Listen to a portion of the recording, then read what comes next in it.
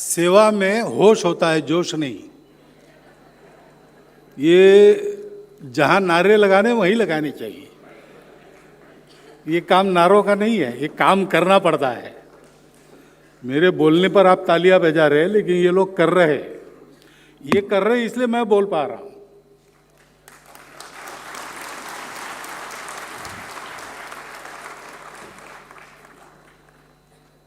आदरणीय अर्जुन मुंडा जी, आदरणीय कपिल खन्ना जी, उपस्थित आज जिनके कारण हम यहाँ पर एकत्रित हैं, ऐसे सभी श्रद्धेय सेवावीर, पूज्य संत चरण, उपस्थित नागरिक सज्जन, माता भगिनी,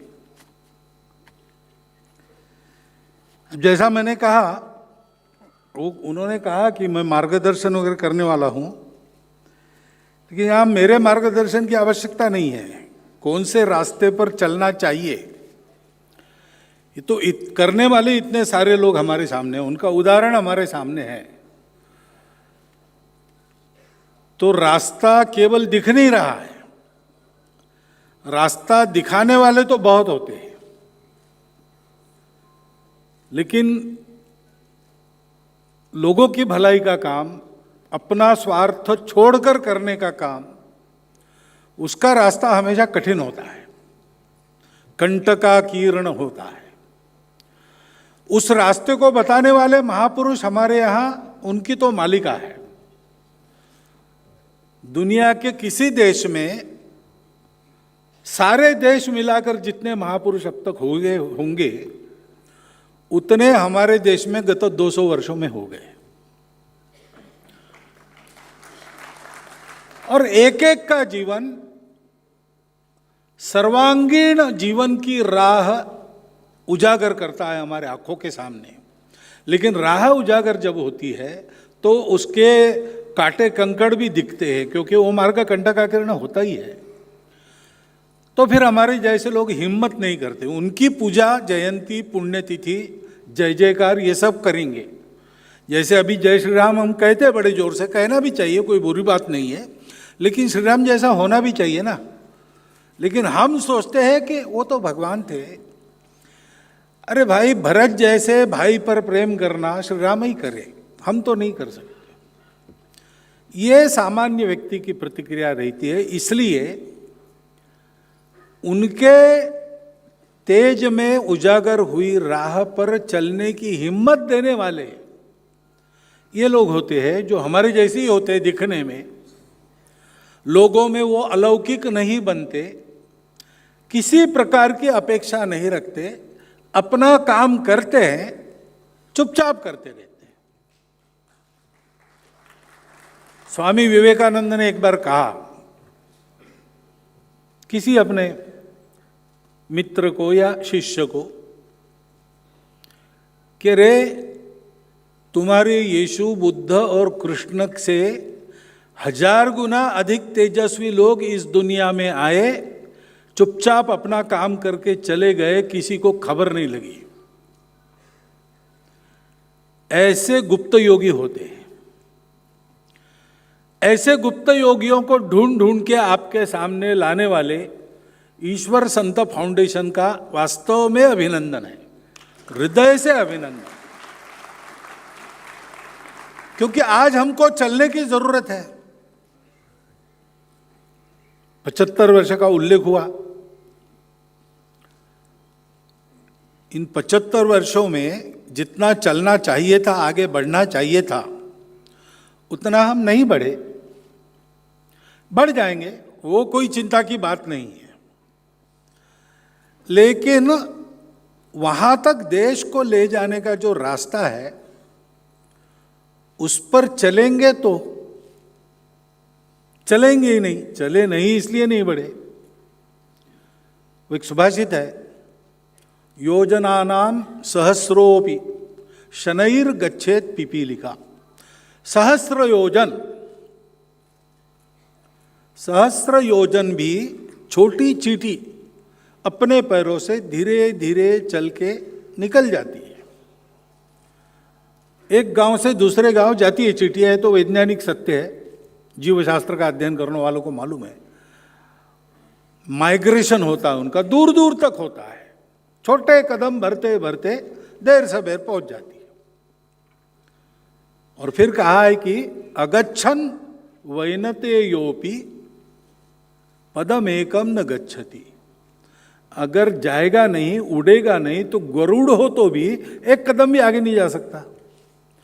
ताकत तो उसकी है पूरे आसमान को आलोड़न करने की, परंतु करेगा नहीं तो कैसे होगा। इसलिए आदर्शों के प्रकाश में हमको रास्ता पता है, उदाहरणों के प्रकाश में उस रास्ते पर कदम से कदम मिलाकर चलने की हिम्मत जगाने वाले आज के ये जो सारे हमारे उत्सव मूर्ति है, उनको मैं विनम्र प्रणाम करता हूं। और उनकी अनुमति से, क्योंकि आपने मुझे यहां खड़ा किया है, काम दिया है, सेवा वगैरह तो करता नहीं, एक आध कार्यक्रम में थोड़ा बोलने को कहा तो बोलता भी नहीं, ऐसा मेरी बदनामी न हो, इसलिए मैं कुछ बातें आपके सामने रखता हूं। आज के कार्यक्रम से ही संबंधित है। स्वर्गीय श्री खैराती लाल जी शर्मा ने अपने परिवार पर अपने स्वयं की कृति से और अपने बहुत स्नेहमय परामर्श से जो प्रभाव डाला, जो लीक बनाई, उस पर उस परिवार की आज की पीढ़ी भी चल रही है। ये बात हमारे ध्यान में आ गई। भारत की नई पीढ़ी का क्या होगा, ऐसी चिंता बहुत बुजुर्ग करते हैं, लेकिन वो चिंता करने का कारण नहीं, वो कैसे होंगे, क्या होंगे, ये सब बुजुर्गों के हाथ में है। और बाकी कुछ भी हो, परिस्थिति में कई प्रकार के प्रभाव है, अच्छे भी है, खराब भी है। जीवन का तरीका जो है वो कुछ बातें अच्छा करता है, कुछ बातें खराब करता है। ये हो तो भी अगर अपने परिवार को हमने ठीक से संभाल लिया, केवल आर्थिक दृष्टि से नहीं, परिवार का वातावरण हमने ठीक रखा, अपने आचरण से अपने घर के सब लोगों के साथ आत्मीय संवाद के आधार पर उनको सिखाते समझाते चले गए, तो देश की कोई भी पीढ़ी कभी भी भटक नहीं सकती। और मेरा तो अनुभव है, आज की युवा पीढ़ी में इतना बल है कि इसके अभाव में भी थोड़ा देर से सही, लेकिन वो अपना सही रास्ता ढूंढ लेते हैं और देश की सेवा में भी लग जाते हैं। पहली तो इस कार्यक्रम से ले जाने की बात हमारे लिए ये है। दूसरा, कई बार लोग कहते हैं कि हम तो बहुत कुछ करना चाहते हैं, लेकिन हमको कुछ चाहिए तब कर सकेंगे ना। तो अनंतवासी राम सुखदास जी महाराज एक बार दिल्ली में आए, मुंबई में आए थे, चुनाव का समय था उस समय। तो एक सज्जन गए और उनको कहा कि आपके परिचय बहुत है और मैं समाज की सेवा करना चाहता हूँ, और सेवा के लिए अगर मुझे टिकट मिला और मैं चुन के आ गया तो सेवा करना आसान होगा। और बात तो सही है, आसान तो हो ही सकता है। और इसलिए उन्होंने कहा कि मुझे एक अथॉरिटी मिलेगी, साधन भी मिलेंगे, तो मैं अधिक सेवा कर सकूंगा, आप थोड़ा फोन करके बोल दीजिए। तो राम सुखदास जी महाराज ने मिला कि ये चुन के आने से फायदा क्या होगा, यही ना कि तुमको अधिकार मिलेगा और तुमको साधन भी मिलेगा। तो बोले हाँ। तो बोले कोई बात नहीं, मैं तुमको अधिकार दे देता हूँ, लिख के दे देता हूँ कि सेवा करने का अधिकार मेरे तरफ से इनको प्राप्त हुआ है। पूरे देश में तुम कहीं भी सेवा करो, तुमको कोई कठिनाई नहीं आएगी, और जितना खर्चा होगा सेवा में मेरे से ले लेना, मैं देते रहूँगा, तुमको कभी धन का अभाव नहीं होगा। मैं फोन नहीं करता, इतना करो तुम, मैंने दे दिया, लिख के देता हूँ, तुम करो सेवा। तो सज्जन वापस नहीं आए उनको मिलने के लिए। सेवा ऐसे होती ही नहीं।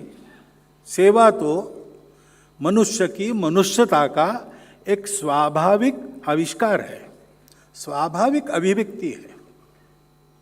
मनुष्य सेवा के कारण ही मनुष्य माना जाता है। मनुष्य में संवेदना होती है, पशुओं में नहीं होती। आप पशुओं को देखो, भूख लगती है तो खाते हैं, संवेदना नहीं होती इसलिए चिंता भी नहीं होती। कोई बैल घास खाता है और कल के लिए गट्ठर बांध के ले जाता है, ऐसा आपने सुना है क्या? ऐसा कभी होता नहीं। उसका पेट भर गया, घास बची है तो भी ले नहीं जाएगा, दूसरा कोई उस घास को खाता है, खाने दो, उसको क्या चिंता है। जब तक उसकी भूख है तब तक किसी को खाने नहीं देगा, स्वयं खाएगा। लेकिन मनुष्य का ऐसा नहीं है। मनुष्य में विचार है, बुद्धि है, और बुद्धि कुबुद्धि भी हो सकती है, सुबुद्धि भी हो सकती है। बुद्धि होना एक बात है, बुद्धि को उचित दिशा मिलना दूसरी बात है। और इसलिए मनुष्य के मन की संवेदना को उसने सुना तो वो नर से नारायण बन जाता है। मनुष्य ने अगर मन के अहंकार को चुना तो वो नर का नराधम हो जाता है। और इसलिए अपने यहां पर यह कहा गया है कि आहार निद्रा भय मैथुनम च सामान्य में तत् पशुभिर नराणा। बायोलॉजिकल एनिमल मनुष्य भी है, इसलिए बायोलॉजी में लिविंग थिंग के जितने फंक्शन है उतने सब मनुष्य करता है। वो छोड़ ही नहीं सकता, उसको करना ही पड़ता है। भूख लगती है तो खाना ही पड़ता है, कोई भी हो। पहुंचे हुए महात्माओं को भी कुछ तो आहार प्राप्त करना पड़ता है। हाँ, हम सामान्य मनुष्य ये भौतिक अन्न से प्राप्त करते हैं, वो सीधा वैश्विक ऊर्जा को प्राप्त करते हैं। लेकिन बिना ऊर्जा के कोई काम नहीं चलता। ऊर्जा के स्रोतों का उपयोग मनुष्य अपने आहार के लिए करता ही है। ऐसे सारी बातें मनुष्य को करनी पड़ती। परंतु कहा है कि धर्मो ही तेषाम अधिको विशेषो धर्मो विहीन पशुभिः समान। तो मनुष्य की विशेषता क्या है? उसके पास धर्म है, वही उसकी विशेषता है, उसके कारण वो मनुष्य है। अब ये धर्म बड़ा कठिन शब्द है, समझ में नहीं आता। लोग धर्म कहने के बाद एकदम पूजा देखने लगते हैं। तो पूजा तो सब धर्मों में एक छोटा अंग है। यहाँ जो धर्म कहा है वो जिसको आज मानव धर्म कहते हैं या हिंदू धर्म कहते हैं, उसको कहा गया है। यानी हिंदुस्तान से निकले सभी धर्म। क्योंकि वो ये नहीं कहते कि इसकी पूजा करो उसकी पूजा करो। उसके प्रवर्तक उन पंथ संप्रदायों के धर्मों के वो कहते कि मैंने ऐसा किया, मुझे मिला, तुम मेरे रास्ते चलो तुमको भी मिलेगा।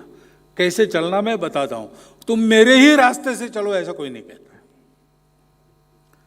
क्योंकि पूजा एक छोटा अंग है। वास्तव में धर्म क्या है?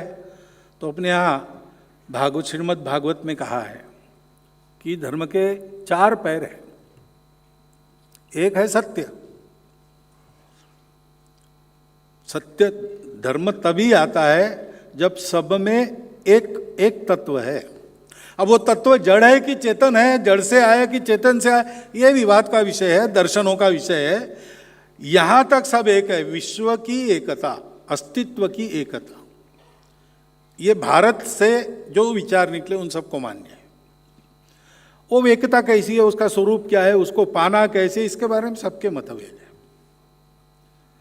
लेकिन इसलिए अपने यहां कहा गया है कि वो जो है सत्य वो है, वो जो है सो है, एक ही है। कहीं से भी चलो तुम वहीं पहुंचते हो, कहीं से भी कुछ करो तुम उसी को भजते हो। और इसलिए वो तुम्हारा रास्ता तुम चुन लो, उस सत्य को तुम देखो और तुमको जैसे दिखता तुम बोलो, ये तुम्हारे लिए है। लेकिन दूसरे को ऐसा ही दिखता है, इसका आग्रह मत करो। दूसरे का अपना रास्ता है, उसका अपना दर्शन है, उसने देखा, चलो झगड़ा मत करो, ये सत्य है, उसका अनुसंधान करो। क्योंकि सत्य में सारा सुख मिलेगा, कभी न जाने वाला सुख मिलेगा। दूसरा सुख का रास्ता नहीं है। भौतिक सुखों के पीछे ज्यादा भागोगे तो गड्ढे में जाओगे। वो सुख पाना है, इसलिए रखना है शरीर को, उतनी आराधना करो। केवल अध्यात्म के पीछे जाओगे तो भी गड्ढे में जाओगे।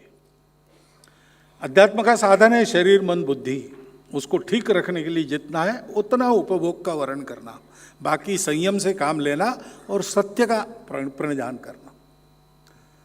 लेकिन वो सत्य बड़ा कठोर भी है, क्योंकि उस सत्य को जब देखते हैं तो ये दिखता है सबको कि वही मूल है, दूसरा कुछ नहीं है। अभी साइंटिस्ट को भी, किसी भी साइंटिस्ट को पूछिए कि ये मनुष्य, ये बेंच, ये आप लोग बैठे हैं, मैं बोल रहा हूँ, बाहर कारें खड़ी है, गाय बैल घूम रहे देहातों में इधर उधर, ये सब, वो कहता है सब इलेक्ट्रॉन्स, प्रोटॉन्स, न्यूट्रॉन्स उसके अंदर, और एकदम क्वार्क्स और क्वासास तक के कण है, कणों का खेल है साहब। तो बस कुछ है नहीं, कुछ जाता नहीं। Law of conservation of mass, E=mc², वगैरह वगैरह सारी बातें, यानी कुछ समाप्त नहीं होता, जो है सो है, वो कम नहीं होता, ज्यादा नहीं होता। अब ये इतना कठोर है, इसका मतलब क्या होता है आप जानते हैं? हमारे यहाँ भी ऐसे ही कहा है कि सब कुछ ब्रह्म है और वो शाश्वत है, और ये हम लोग जो है ऐसे उपजते हैं और जाते हैं। पानी में जैसे बुलबुले उपजते हैं, वैसे विश्व उपजते हैं और उनका संहार होता है, मिट जाते हैं। वो जहाँ है वहाँ, जहाँ है जैसा वैसा रहता है। इसका मतलब होता है कि आपके जीने मरने का कोई अर्थ नहीं मेरे लिए, क्योंकि मैं फील करता हूँ मेरे अपने आप को, केवल मेरी ही जीने मरने का अर्थ है। तो इस सत्य को ऐसा का ऐसा हम स्वीकार ही नहीं कर सकते। मेरे जीने मरने का तो मुझे ख्याल रहता ही है, मेरे अपनों के जीने मरने का भी मुझे ख्याल रहता है, उसका सुख दुख को मैं भोगता हूँ। तो इसलिए केवल सत्य नहीं, सत्य के साथ दूसरा है करुणा, यानी संवेदना। क्योंकि जो सत्य है, उस सत्य तक पहुंचने के लिए इस दुनिया से अगर जाना है, तो इस दुनिया में हम सब लोगों के रहने के लिए आधार क्या है? पश्चिम कहती है वो संघर्ष है, जो बलवान होगा वो जिएगा, उसकी दया पर बाकी सब रहेंगे अथवा नहीं रहेंगे। लेकिन ऐसा देखेंगे तो फिर दुनिया में साधन बहुत कम है। गांधी जी कहते थे, in this world there is enough for everyone's need, but entire world cannot satisfy anyone's greed. और मनुष्य के स्वभाव में लोभ भी एक तत्व है। तो इसलिए संयम, सदाचार, संवेदना, करुणा, ये सारी बातें आती है। नहीं तो सत्य को स्वीकार करके उसको हम प्राप्त भी नहीं कर सकते। और इसलिए दूसरा पैर है करुणा। और ये करुणा मन में तब आती है और प्रभावी होती है जब पवित्रता है उद्देश्यों की। सेवा क्यों करना? वो सज्जन थे, टिकट मांग रहे थे, टिकट के लिए सेवा चाहिए थी उनको। वैसे तो हर 5 साल बाद बहुत सारे सेवा करने वाले निकलते हैं, और 5 साल के बाद, यानी वो 3-4 महीनों के बाद नष्ट होते हैं, फिर से आते हैं, उगते हैं फिर से 5 साल के बाद। ये तो हम खेल देखते ही हैं। वो सेवा नहीं है।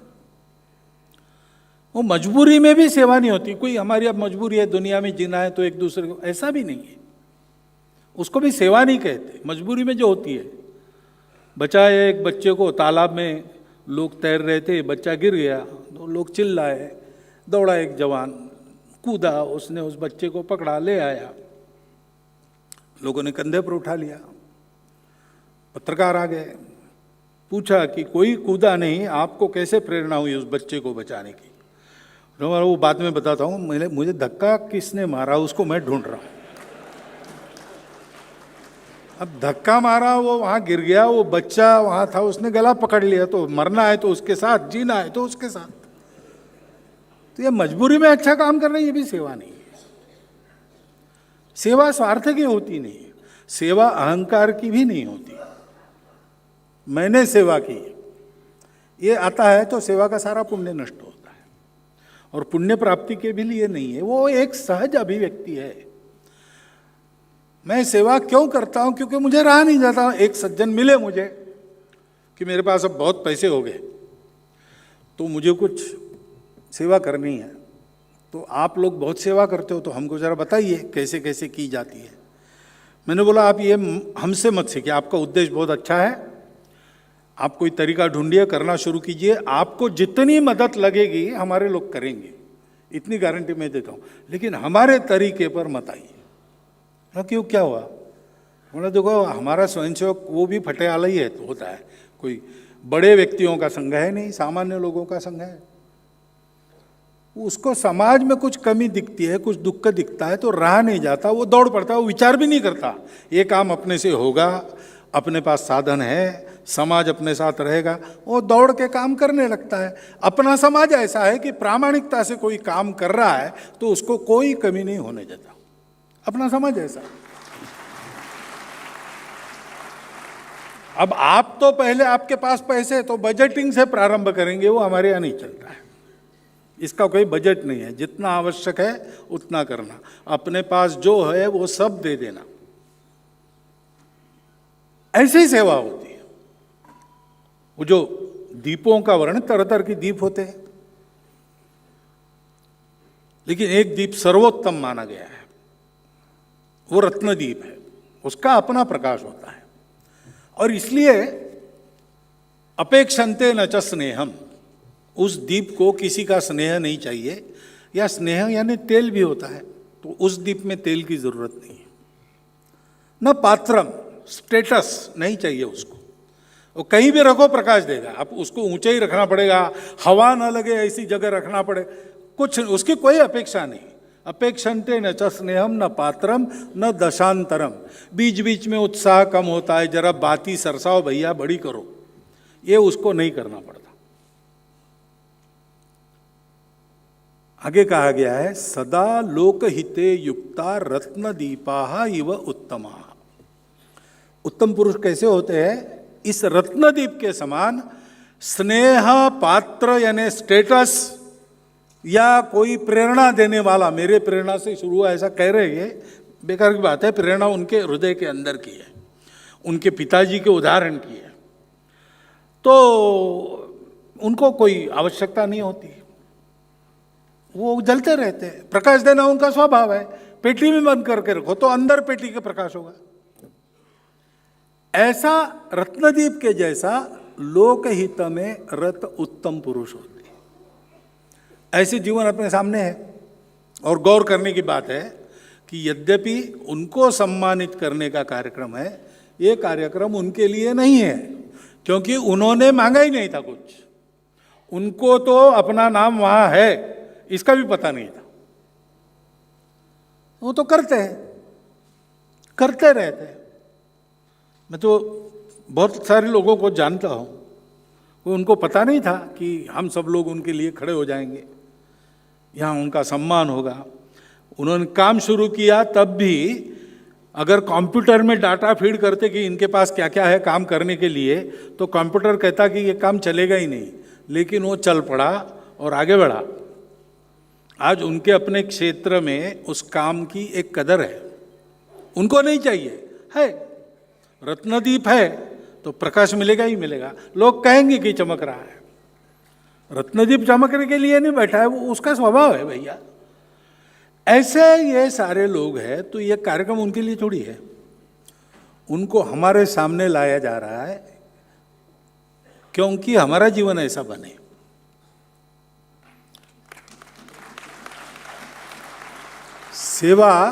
सेवा बड़ी या छोटी इससे फर्क नहीं पड़ता, सेवा अंतःकरण पूर्वक, आत्मीयता पूर्वक, संवेदना के कारण, अहंकार को भी भूल के, नारायण मेरे सामने या भगवान मेरे सामने, आप जिसको भी मानते हैं सर्वोच्च, वो मेरे सामने उस रूप में प्रकट होकर मेरे अंतःकरण को पवित्र करने का अवसर मुझे दे रहा है, ऐसा मानकर जो की जाती है, वो छोटी हो या बड़ी हो, उसका मूल्य समान है।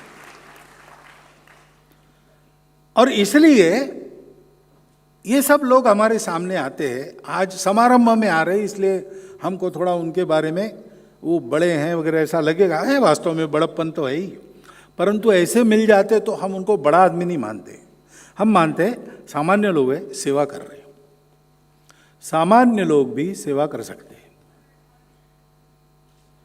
हम लोग हमारे घर में अपना जीवन चलाने के लिए सहायक होने वाले कितने लोग हैं अपने आसपास? हम विचार करें, हमारे घर में कोई बर्तन मांजने वाली महिला आती है क्या? उसके बच्चों की पढ़ाई ठीक हो रही कि नहीं, हमारा ध्यान है क्या? उसके घर में व्यसन मुक्ति हो गई, ऐसा हम कर सकते हैं क्या? हम जिस हेयर कटिंग सैलून में शहरों में होते हैं, कस्बों में और कम होते हैं, और गांव देहात में तो नाऊ घर पर आता है, ऐसी स्थिति आज भी कहीं कहीं है, लेकिन ये हमारा ही जीवन चलाते हैं ना, तो उनका सब कुछ ठीक हो रहा है क्या? बिल्कुल, सेवा के लिए क्षेत्र आपको ढूंढना नहीं पड़ेगा, अपने चारों ओर हम अपनी शक्ति लगाकर ठीक कर सकते हैं। ऐसी बहुत सी बातें हैं। अभाव को दूर करना, दुख को दूर करना, उन्नति के पथ पर ले जाना, सामाजिक महत्व के या व्यक्तिगत महत्व के, स्वच्छता से लेकर पर्यावरण तक जो विषय है उसमें लोगों की जागृति करना है, उससे अच्छा मनुष्य उसको बनाना, भौतिक आध्यात्मिक दोनों रूपों में ये सेवा है। और विशेषकर जिसकी सेवा करते हैं वो सेवा देने वाला होना चाहिए, वो सेवा असली सेवा है। एक कहावत भी थी ऐसी कि आप भूखे को एक मछली देते हो, उसके बजाय उसको मछली पकड़ना सिखाओ तो ज़्यादा, तो सदा के लिए इलाज हो जाएगा। ऐसे इस सेवा के द्वारा देने वाला रह नहीं जाता, वो लेते लेते देने वाला बन जाता है। कविता कुछ मराठी में एक कविता है कुसुमाग्रज कि देने वाला देता जाए, मैं हिंदी बता रहा हूं उसका, देने वाला देता जाए, लेने वाला लेता जाए, लेते लेते लेने वाला देने वाले के हाथ ले जाए। ये देते रहना चाहिए तो वो भी देने वाला बनेगा। ऐसा भी इन प्रकल्पों के सेवितों में से हमने सुना हुआ है। ऐसी सेवा हम कर सकते हैं, हम सब लोग कर सकते हैं, संस्था बना के कर सकते हैं, जो संस्थाएं कर रही है उनके साथ लग सकते हैं, हम अपने परिवार के द्वारा आसपास ऐसी सेवा कर सकते हैं। सेवा के लिए सहायता देने से प्रत्यक्ष हाथ से सेवा करने तक अगर इस भावना से की जाए तो वो सेवा सबको लगती है, करने वाले को, जिसकी करते हैं उसको, और पूरे समाज को। क्योंकि आखिर समाज क्या है? समाज भीड़ तो है नहीं। अपने यहाँ पुराना शब्द था जनपद, आजकल हम जिले को जनपद कहते, वो नहीं। राष्ट्र, नेशन के अंग 7 अंग होते हैं, उसमें मुख्य अंग है जनपदवती भूमि, यानी एक भूमि जिस पर एक जो समूह रहता है मनुष्यों का, वो केवल समूह नहीं है, वो समाज है। समाज है। समाज है यानी क्या है? उसके सामने एक निश्चित उद्देश्य है और वो परस्पर आत्मीयता से बंधा है, संवेदना से बंधा है। सबकी चिंता करके उस समूह के सब लोग चलते, केवल अपने अपने नहीं देखते। Everyone for himself, they will take the hindmost, ऐसी भीड़ होती है। लेकिन समाज होता है कि कहीं कुछ गड़बड़ हुई तो दौड़ पड़ता है। जैसे जीवंत शरीर होता है,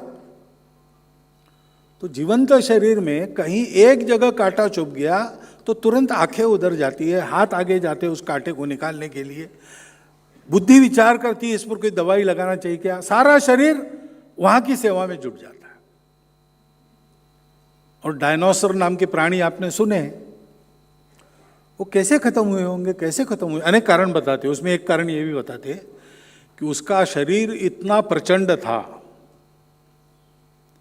कि एक जगह कांटा चुभा तो उसकी संवेदना, उसके मगज छोटा था, उस दिमाग तक उसकी संवेदना जाना, वहाँ से कृति का आदेश जाना और फिर कृति होना, इसमें बहुत समय लगता था। इतने समय में तो, और नोचने वाला नोच के ले जाए मांस का टुकड़ा, और इसलिए उनका पतन बहुत जल्दी हुआ। अब हम 130 करोड़ वाले हैं, 3000 किलोमीटर लंबी चौड़ी भूमि है, प्रचंड देश है अपना, और इस प्रचंड देश में विविधता भी है, जैसे शरीर के अवयवों में होती है। लेकिन इतना प्रचंड शरीर होकर भी यूनान मिस्र रोमा सब मिट गए जहां से। कुछ बात है कि हस्ती मिटती नहीं हमारी। ये आज तक कैसे हुआ है? आज तक ऐसे ही हुआ है। हमारे सामने एक सब भारतवासियों के सामने एक आदर्श है, पूरे विश्व को सुसंस्कृत करना है। पूरे विश्व को मनुष्य जीवन कैसे जिया जाता है अपने जीवन से सिखाना है। किसी को जीतना नहीं है, किसी को बदलना नहीं है, उसको समृद्ध करना, जैसा है उससे अधिक अच्छा बनाना है, यही सेवा है। और पूरे भारतवर्ष के लोग प्राचीन समय से पूरे भारत को अपना मानकर चलते हैं, भूमि को भी और लोगों को भी। पूरे भारत का वर्णन रामायण में है, पूरे भारत का वर्णन महाभारत में है।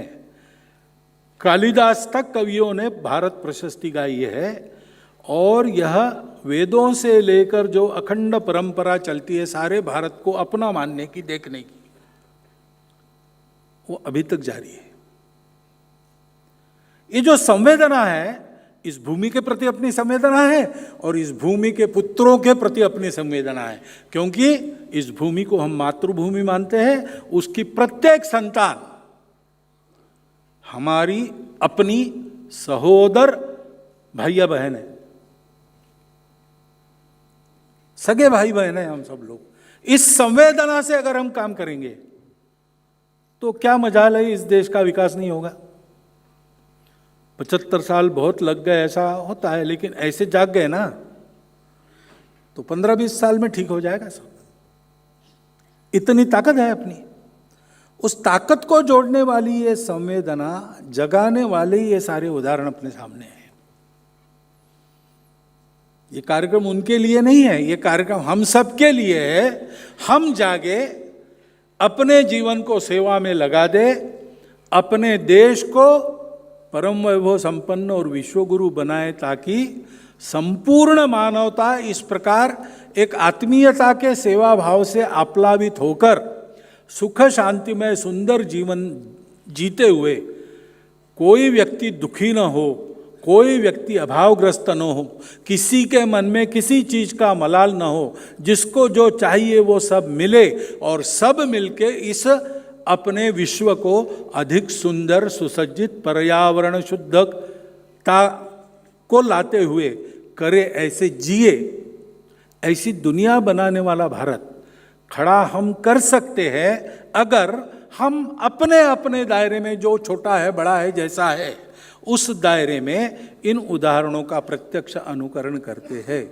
मुझे लगता है कि इस प्रकार का कार्यक्रम इसलिए किया जाता है कि हमारे लिए उसमें एक बोध है, उस बोध को ग्रहण करें, उसका चिंतन करें और चिंतन को कृति में बदले। इतना एक अनुरोध आपके सामने करता हूं और धन्यवाद करता हुआ मेरे 4 शब्द समाप्त करता हूं।